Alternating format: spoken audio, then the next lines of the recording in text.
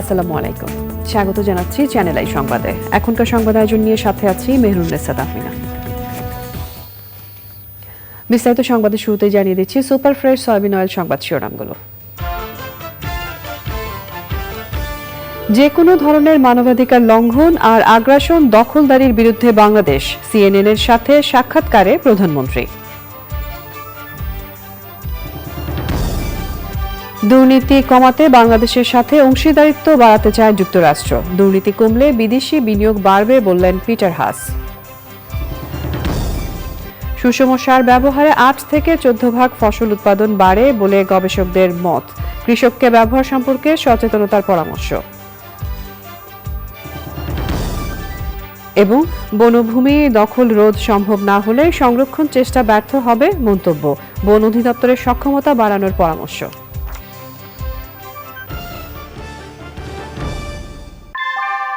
কুয়াশায় সাল ছুঁয়ে পানি আর কত হয়রানি আছে সমাধান। বসত ঘরে লাগাও আনো আসি। সংবাদ শিরোনামগুলো জানাচ্ছিলাম। এখনকার এই সংবাদ আয়োজন একই সঙ্গে চ্যানেল আই ইউটিউব চ্যানেলে এবং ইউটিউবে লাইভ স্ট্রিম হচ্ছে। এবার যাচ্ছে বিস্তারিত প্রসঙ্গে। প্রধানমন্ত্রী শেখ হাসিনা বলেছেন, বিশ্বের যে কোনো প্রান্তে মানবাধিকার লঙ্ঘন বা দখলদারিত্বের বিরুদ্ধে অবস্থান করে Bangladesh.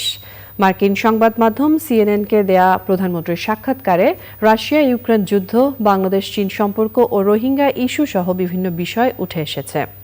সিএনএনের international anchor and editor at large Richard কোয়েস্টের নেয়া সাক্ষাৎকারের কিছু অংশ তুলে ধরা হলো। We believe in peaceful solution. If there is any conflict, through dialogue it can be solved. But we never support any kind of invasion or conflict. Bangladesh's foreign policy is very clear: friendship to all, malice to none, and we follow that. So when we see any violation of human rights or any invasion, definitely we oppose it. But war, it started, one cannot do it just oneself, both the side. But I feel that world should have come forward to stop this war, because common people are suffering. No one doubts the suffering, but if Russia won't stop, and if Russia has invaded the territorial and sovereignty integrity of Ukraine, surely you have to stand against that. Listen, I told you that I don't support any kind of invasion. Each country, they have their own right to live with their own territory and protect own territory. That I believe. The United States believes and is concerned that Bangladesh is getting too close to China. Listen, we are close to everybody. China, USA, or India, everybody. Those who support our development, we are with them. China is our development partner. They are investing here, they are doing some construction, that's all. We are not dependent on anybody. Now you must be aware that China would like Bangladesh more and more into its sphere of influence. Look, we are very much careful about our taking loan or our development. Mostly we take loan from the institutions like World Bank, Asian Development Bank or other institution. So China, our loan is very low, it's very low. It is not like Sri Lanka or anything. And another thing that we always try our best to develop our country with our own resources. And I told you that unnecessarily we don't take any loan or any big project. We always consider from which project we can get return and our people will be beneficiary. That way we consider. দুর্নীতি কমাতে বাংলাদেশের সাথে অংশীদারিত্ব বাড়াতে চায় যুক্তরাষ্ট্র। গবেষণা সংস্থা centre for governance studies CGS এর দুর্নীতি বিরোধী জাতীয় সম্মেলনে ঢাকায় মার্কিন রাষ্ট্রদূত পিটার হাস বলেছেন, দুর্নীতি কমলে বাংলাদেশে বিদেশি বিনিয়োগ বাড়বে। সম্মেলনে সমাজ ও অর্থনীতিতে দুর্নীতি এবং ক্ষুদ্র ও মাঝারি শিল্পে এর প্রভাব ও প্রতিকার নিয়ে আলোচনা করেন বিশিষ্টজনেরা। বিস্তারিত আক্তার হোসেনের রিপোর্টে। দেশে ক্ষুদ্র ও মাঝারি শিল্প এবং বেসরকারি খাতে ব্যবসা করতে গিয়ে উদ্যোক্তারা কী ধরনের দুর্নীতির সম্মুখীন হয় তা নিয়ে গবেষণা করেছে centre for governance studies CGS. গবেষণা প্রকল্পের চূড়ান্ত ফলাফল উপস্থাপন করতে দুর্নীতি বিরোধী জাতীয় সম্মেলনের আয়োজন করে সিজিএস। অনুষ্ঠানে যোগ দিয়ে ঢাকায় নিযুক্ত মার্কিন রাষ্ট্রদূত পিটার হাস বলেছেন, যুক্তরাষ্ট্র সবসময় স্বচ্ছতা ও জবাবদিহিতায় বিশ্বাসী। So if Bangladesh can assure its citizens and investors that corruption is less prevalent here than in other markets, it will attract more investment and help the country continue on the path of economic growth. The United States is committed to working with Bangladesh to reduce corruption, eventually to eliminate corruption. সুশাসন ও দুর্নীতিমুক্ত ব্যবসায়িক পরিবেশ বাস্তবায়নে নানা পরামর্শ ও প্রস্তাবনা তুলে ধরেন অনুষ্ঠানে অংশ নেওয়া বিশিষ্টজনেরা। এসএমই খাতের ব্যাপক ভূমিকা সত্ত্বেও এই নিয়ে আলাপ আলোচনা অত্যন্ত কম হয়। দুর্নীতি মোকাবেলা করার ক্ষেত্রে, প্রত্যক্ষ করার ক্ষেত্রে এসএমই খাতকে বড় রকমের সংকট মোকাবেলা করতে হয়, কিন্তু এ নিয়ে খুব বেশি আলোচনা হয় না। কিন্তু আমরা রাজনৈতিকভাবে এমন একটা অবস্থার সৃষ্টি করেছি, respective of parties, respective of Times, এটা করেছি যে এখানে সরকার না চাইলে এগুলি হচ্ছে না। যে যিনি দুর্নীতি দমন করবেন, যিনি নীতি তৈরি করবেন, তিনি নিজেই কোনো না কোনো সময় দুর্নীতির অভিযোগে অভিযুক্ত থেকে তিনি আর কথা বলতে পারেন না। তথ্যভিত্তিক বিশ্লেষণ খুবই গুরুত্বপূর্ণ এবং থিঙ্ক ট্যাঙ্কগুলো, নন পার্টিজান ইন্ডিপেন্ডেন্ট থিঙ্ক ট্যাঙ্কের ভূমিকা যারা সঠিক নীতিমালা করতে চায় তাদের জন্য খুব গুরুত্বপূর্ণ। মানুষ এই অবস্থার বদল চাই, সে কারণে আমি সিজিএসের পক্ষ থেকে কথা বলতে চাই যে আমরা আইনের শাসন প্রতিষ্ঠা করতে চাই, সেখানে সহায়তা করতে চাই, আমরা জবাবদিহিতা স্বচ্ছতা নিশ্চিত করতে চাই। দুর্নীতিমুক্ত সমাজ ও আইনের শাসন প্রতিষ্ঠায় সরকারি সংস্থার সক্রিয় ভূমিকা এবং তৎপরতা বাড়ানো সহ বেশ কিছু সুপারিশ তুলে ধরে সিজিএস। আক্তার হোসেন, চ্যানেল আই, ঢাকা। সুষম সারের ব্যবহারে শতকরা ৮ থেকে ১৪% ফসল উৎপাদন বাড়ে এবং এতে বছরে ২০,০০০ কোটি টাকার বেশি উৎপাদন সম্ভব বলে জানিয়েছেন গবেষকরা।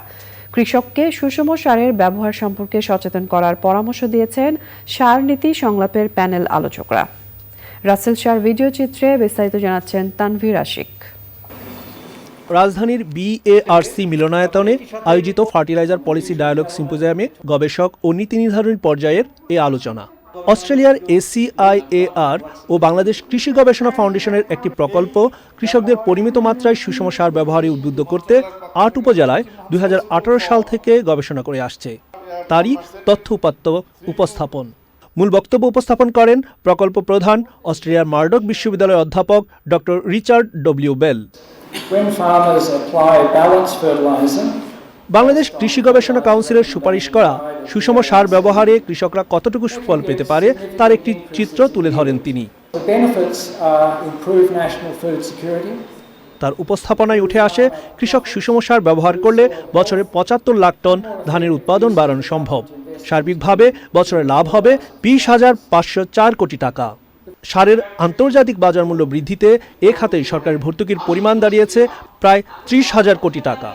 এক্ষেত্রে সারের অপচয় কমাতে এবং মাটির স্বাস্থ্য সুরক্ষায় কিছু পরামর্শ ও পর্যবেক্ষণ তুলে ধরেন আলোচকরা।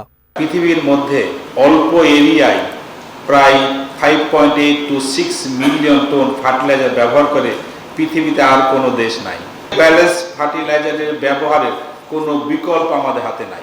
আরও সিম্পলিফাই ওয়েতে আমরা যাব আমাদের কৃষকের কাছে, যেখানে কৃষক মাটির স্বাস্থ্য, কৃষক মাটি নিয়ে কাজ করে, তার নিজের স্বাস্থ্য চাইতেও সে যদি জানতে পারে এই ব্যবহার করলে আমার মাটির স্বাস্থ্য ভালো থাকবে, কৃষক আমাদের কথা শুনবে।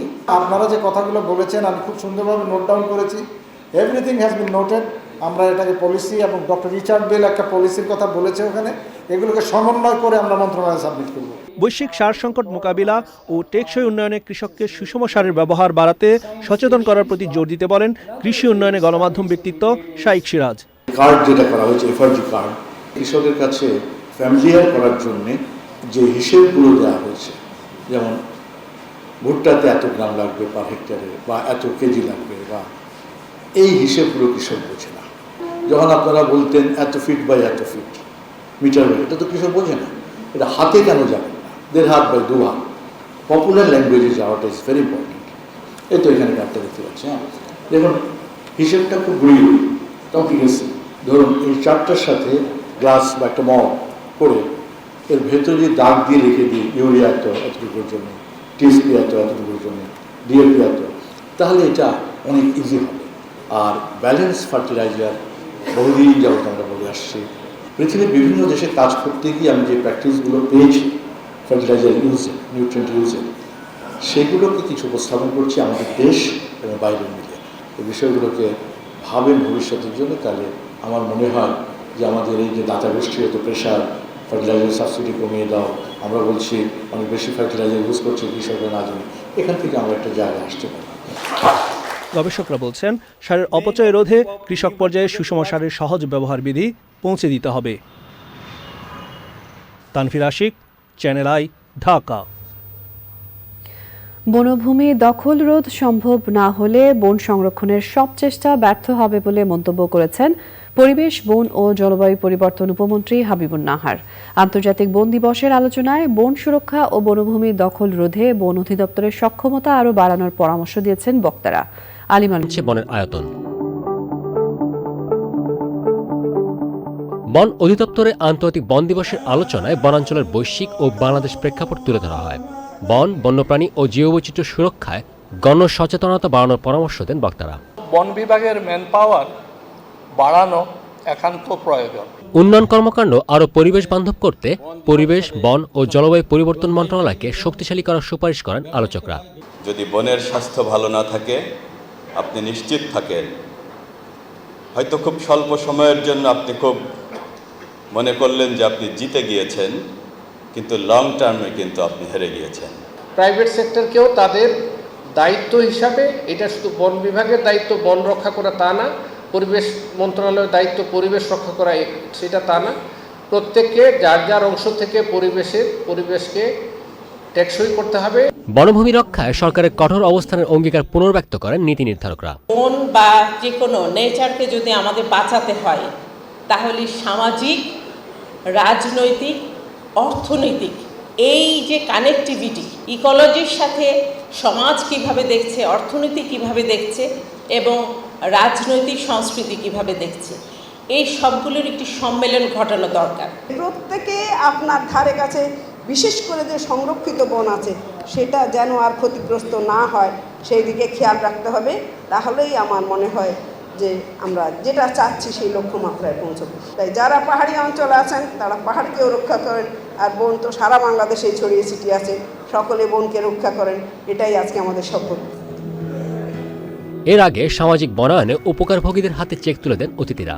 বন দিবসের এবারের প্রতিপাদ্য সুস্থ শরীর, সুস্থ মন, যদি থাকে সমৃদ্ধ বন। আলিমাল রাজি, চ্যানেল আই, ঢাকা।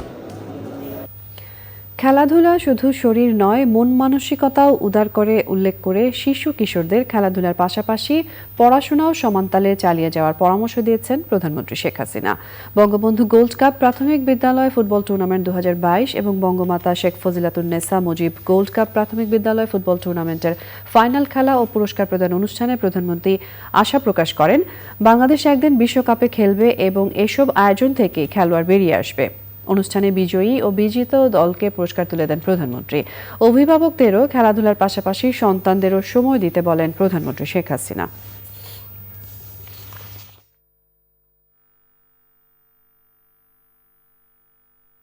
লেখাপড়া, খেলাধুলা, সংস্কৃতি চর্চা সব ক্ষেত্রেই বাংলাদেশের ছেলেমেয়েরা আরও চমৎকার ভূমিকা রাখবে এবং আন্তর্জাতিক পর্যায়ে যে আপনাদের দেশকে আরও বেশি মর্যাদা এনে দেবে আমাদের এই ছেলেমেয়েরা, সেটাই আমরা চাই।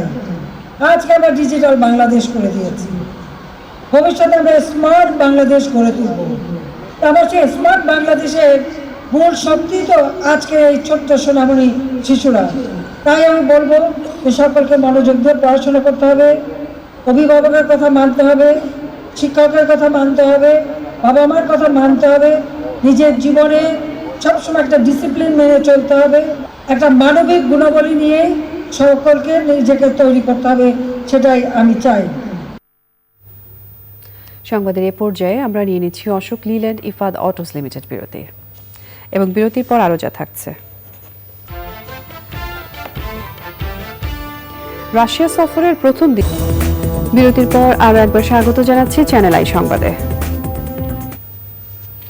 সরকারি হাসপাতালে দেশে প্রথমবারের মতো পরিপাকতন্ত্রের রোগ নির্ণয়ের অত্যাধুনিক পদ্ধতি ক্যাপসুল এন্ডোস্কোপি কার্যক্রম শুরু হয়েছে। ইনসেপ্টা ফার্মাসিউটিক্যালসের আয়োজনে মহাখালী শেখ রাসেল জাতীয় গ্যাস্ট্রোলিভার ইনস্টিটিউট ও হাসপাতালে এই কার্যক্রমের উদ্বোধন অনুষ্ঠানে প্রধান অতিথি ছিলেন জাতীয় অধ্যাপক গ্যাস্ট্রো অ্যান্ডোলজিস্ট অধ্যাপক ডাক্তার আজাদ খান এবং বিশেষ অতিথি ছিলেন জাতীয় অধ্যাপক গ্যাস্ট্রো অ্যান্ডোলজিস্ট অধ্যাপক doctor Mahmud Hasan. Capsule endoscopy রোগীকে খাওয়ানোর পর 10 থেকে 12 ঘন্টা পেটে থাকে। এই 12 ঘন্টার মধ্যে কয়েক হাজার ছবি তুলতে পারে ক্যাপসুলটি, যা কম্পিউটারে দেখতে পারেন চিকিৎসকরা। 21 পদকপ্রাপ্ত ভাস্কর ও ঢাকা বিশ্ববিদ্যালয়ের সাবেক শিক্ষক শামীম শিকদার মারা গেছেন। ইন্না লিল্লাহি ওয়া ইন্না ইলাইহি রাজিউন। তার বয়স হয়েছিল 70 বছর। বিকেল 4:45টার দিকে রাজধানীর একটি বেসরকারি হাসপাতালে চিকিৎসাধীন অবস্থায় তার মৃত্যু হয়। শামীম শিকদার নানাবিধ শারীরিক জটিলতায় ভুগছিলেন। ঢাবির চারুকলা অনুষদের ভাস্কর্য বিভাগের অধ্যাপক শামীম শিকদার 1990 সালে টিএসসিতে স্বোপার্জিত স্বাধীনতা এবং ফুলার রোড এলাকায় স্বাধীনতা সংগ্রাম নির্মাণ করেন। 1974 সালে তিনি বঙ্গবন্ধু শেখ মুজিবুর রহমান স্মরণে ঢাকা কেন্দ্রীয় কারাগারে একটি ভাস্কর্য নির্মাণ করেন। শ্রদ্ধা নিবেদনের জন্য শামীম শিকদারের মরদেহ বুধবার সকাল 11টায় ঢাকা বিশ্ববিদ্যালয়ের চারুকলা ইনস্টিটিউটে নেওয়া হবে। তার মৃত্যুতে শোক প্রকাশ করেছে সম্মিলিত সাংস্কৃতিক জোট। এবারে রয়েছে আমিন জুয়েলার্স আন্তর্জাতিক সংবাদ।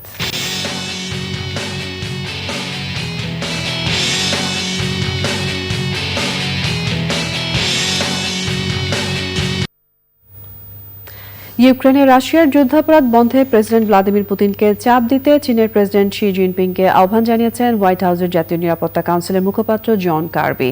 3 দিনের রাষ্ট্রীয় সফরে রাশিয়ায় অবস্থান করছেন চীনের প্রেসিডেন্ট শি জিনপিং।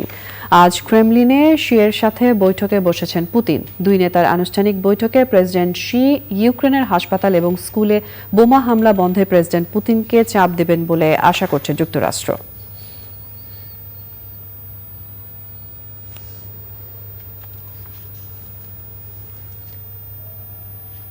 কৃষি সংবাদ।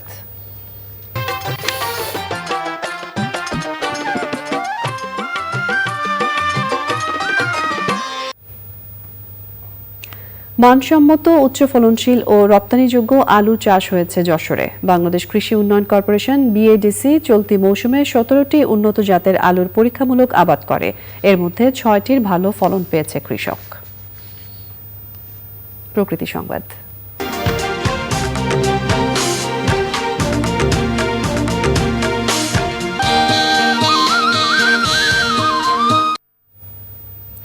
পরিবেশ, প্রকৃতি ও জীববৈচিত্র্য সম্পর্কে সচেতনতা বৃদ্ধিতে চট্টগ্রামে পাখি মেলা ও গাছের চারা বিতরণ করা হয়েছে। আন্তর্জাতিক ইসলামী বিশ্ববিদ্যালয় খেলার মাঠে দিনব্যাপী মেলায় ছিল দেশি বিদেশি বিভিন্ন প্রজাতির পশু, পাখি ও নানা ধরনের বনসাই গাছ।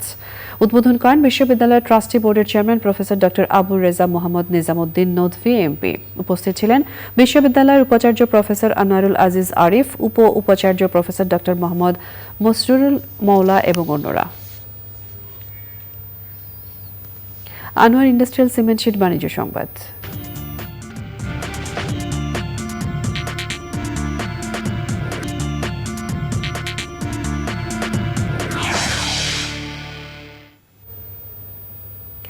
উন্নত প্রযুক্তি ও অনন্য ব্যাংকিং সেবার সহযোগিতায় দেশের বৃহত্তম ব্যাংকিং নেটওয়ার্ক গড়ে তুলেছে আইএফআইসি ব্যাংক। দেশ জুড়ে বিস্তৃত 1243টি শাখা উপশাখার মাধ্যমে এই মাইল ফলক স্পর্শ করেছে আইএফআইসি। রাজধানীর পুরানো পল্টনের আইএফআইসি টাওয়ারে উদযাপন অনুষ্ঠানে প্রধান অতিথি ছিলেন ব্যাংকের ব্যবস্থাপনা পরিচালক ও প্রধান নির্বাহী শাহ এ সারওয়ার। উপস্থিত ছিলেন ব্যাংকের ব্যবস্থাপনা পরিচালক সহ ঊর্ধ্বতন কর্মকর্তারা।